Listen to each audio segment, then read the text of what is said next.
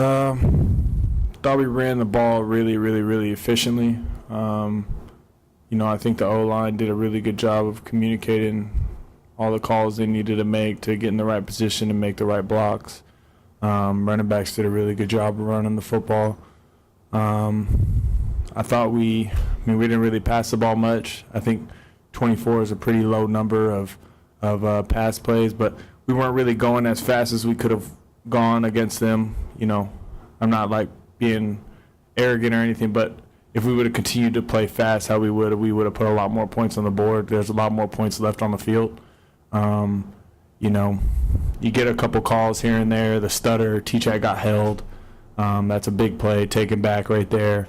There's just a couple instances where I think that we weren't as disciplined as we needed to be. And facing the opponent that we're facing this week, you can't make those mental errors that we made, especially early on in the game. You need to get out ahead early and fast. But I thought we played well. I thought you could see the want to do good. You could see the fight in our guys. You could see that they wanted to be great.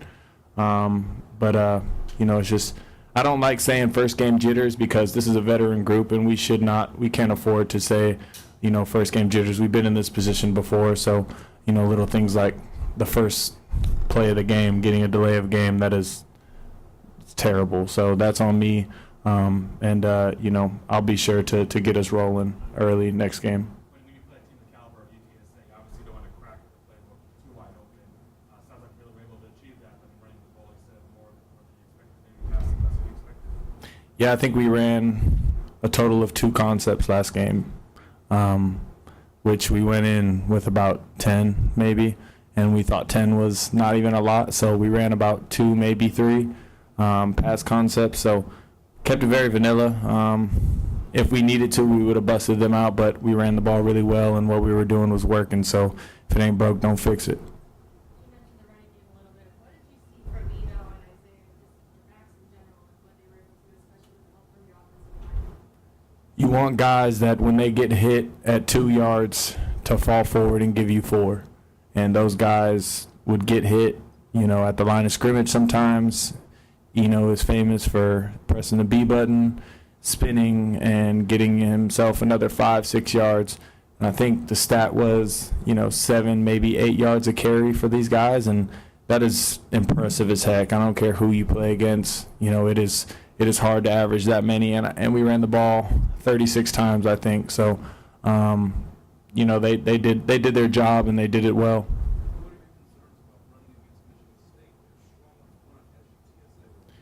Yeah, I think that their D-line obviously they're not going to do a whole lot of stunting. They're not going to move around a lot. They're just going to line up. They're going to say, my guy is stronger than your guy, and they're going to try and whip the other guy's butt up front.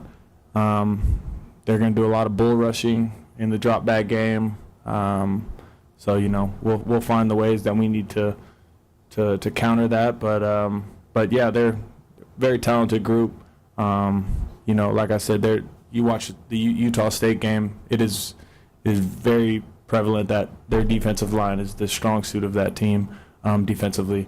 I'm just really looking forward to the guys just coming out and ready to work this week. And we had a really good Tuesday, probably the best Tuesday we've had since we started this camp and on to now.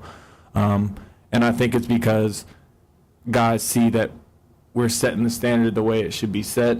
And it's not time to joke around out there. It's time to work. And I think that this team knows that. When you watch Michigan State secondary back, 2017 game versus what you saw last week against Utah State, were a little surprised because they didn't play well. Yeah, if we're gonna just say, they first game for them. But don't get it wrong, that still is a veteran group over there. They're very, very, very, very talented. And they're going to play a lot of, press on the outside. They're going to say, your guy beat my guy. It's going to come down to winning those one-on-ones. But,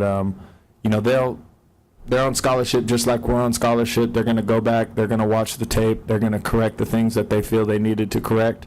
I think them playing Utah State, maybe, I don't know how it was in their locker room, but, maybe they were like, hey, these guys are from Utah State. We can just go out there and, do our thing or whatever, and we're going to win. And obviously Utah State came out and played hard, but I do think that they understand they're coming to, Sun Devil Stadium, and, I think we have our good share of Big Ten opponents that we play well against. And they know that. I'm sure their coaches are talking about it. Numbers and statistics, analytics are a real part of our game. So, I think they'll come ready to play, and they'll play a lot better than they played this past Friday or Friday. You're not really one to press plays up, but Kill on that touchdown. That never got up. What was your reaction to him? It's just very special. Anytime you have a guy do something like that, not a lot of people are doing that. So, you want a guy to be sure to protect himself first and foremost. I need him to last all 12 games, 13, whatever we play. But man, just so special. Texting him after the game, just let him know, how fortunate I am to be able to throw him the football. But we know there's a lot of things that we didn't do right, especially him and I. We left some plays on the board, whether it was the one where we had the guy go downfield. If we were just go outside, I needed to tell him just release outside so that the DB turns his back to me and I can throw him a back shoulder, and then I don't have to wait to see his eyes. Little things like that are the things that are going to help us progress more and more.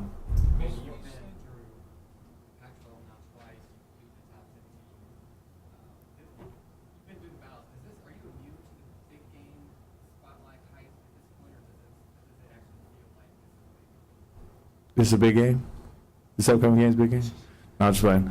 I understand it. I would be a fool not to realize that there's a team that is historically always a very good team, has a lot of history, won a lot of football games, been to Rose Bowl, been to national championship before, So I'd be a fool not to realize that. But at the same time, I treat every team as an opponent that is coming in here and they're trying to take my dream away. And that's the kind of mindset that we have to have. And we can't second guess and can't take another day for granted because, this game could be taken away from us like that. So every game is a big game, but I am looking forward to this. I got a couple friends on the team at Michigan State, so it'll be cool to go up against them. And we don't see many opponents like this. We don't see many East Coast teams. So to have a team and to see their fans travel and see how they operate, it's just as a whole, college football, man, is such a unique experience. So, for Michigan State, for them to come all the way over here and play a game, it's cool for them to have the opportunity to do that as well. So, really, I think just game-wise, it's a game, and I understand the circumstances around it, but I'm just really looking forward to the unique opportunity we have.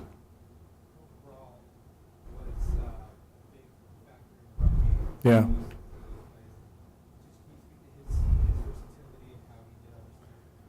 Yeah, so we do a lot of different things up front. Our O-line is Coach Christensen got them ready to play, and you'll see guys that are moving around and pulling and doing all these things on whether it's outside zone, and normally on outside zone, all five guys are going to move as one to the right. But how they're doing things, and you'll see it on film, so it's not like I'm giving goodies away or anything.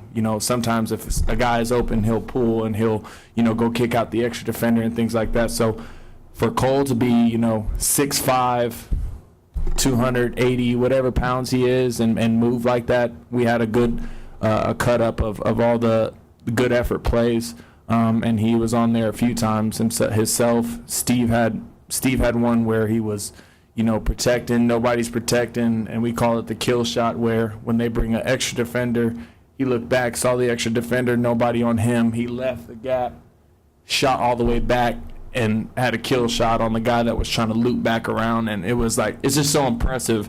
And I texted all five of those guys in the group chat yesterday morning and just let them know how awesome it was and how proud I was to be able to just sit back and just be so confident in them and not have to have my eyes vary and look at the rush or anything and keep my eyes downfield. It is such a, almost a monkey off of your back that you don't have to worry about that.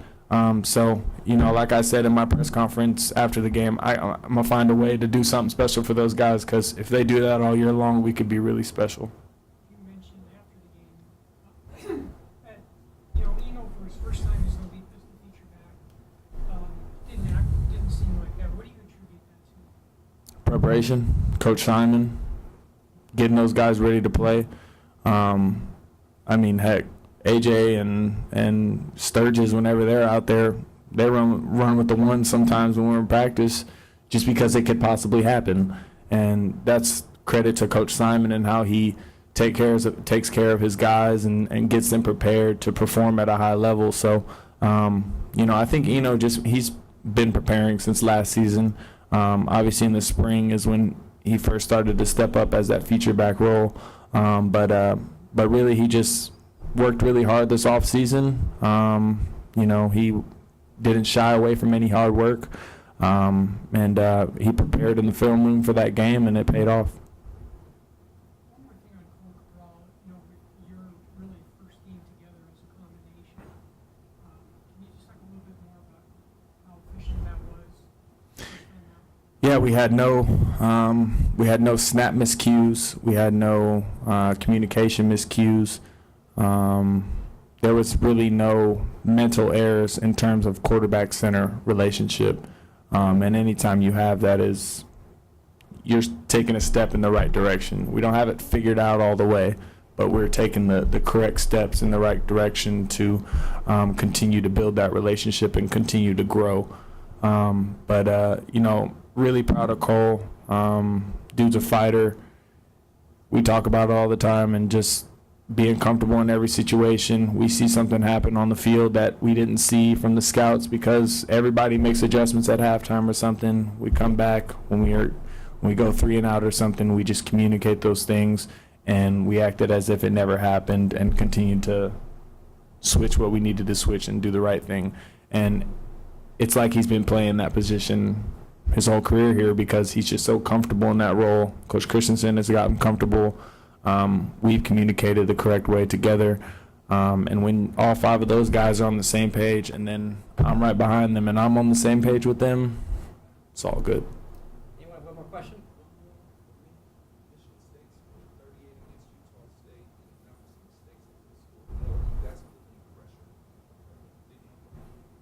Defense is going to have to obviously step up again. They played a really efficient game last week. There's going to be more playmakers on the field this week for Michigan State. Quarterback can really extend the play, make some great throws outside the pocket. I've trained with him for the past 3-4 years now, so I'm really excited for the competition that's about to come in here for the defense. But we're going to do what we need to do. Our goal is simple. Every time we get the ball, we want to end with a kick, whether it's a punt, field goal. We don't want any turnovers, obviously, but our goal is to end with a kick and score points at the end of the day. I'm excited for the opportunity. There's going to be a lot of cases where we're just going to have to go out there and just do what we do.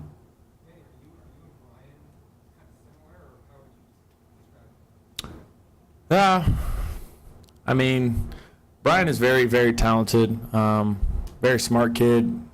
We did a lot this offseason together, just a lot of mechanical stuff. We both work with Dennis, so it's kind of cool. I was talking to Dennis yesterday that, he has 2 of his guys going against each other. But, he is just – the thing about Brian that kind of separates him from a lot of people is his work ethic, and not only let alone his work ethic, but just his attitude towards everything. We're pretty similar. I'm never going to say anybody's better than me or anything like that.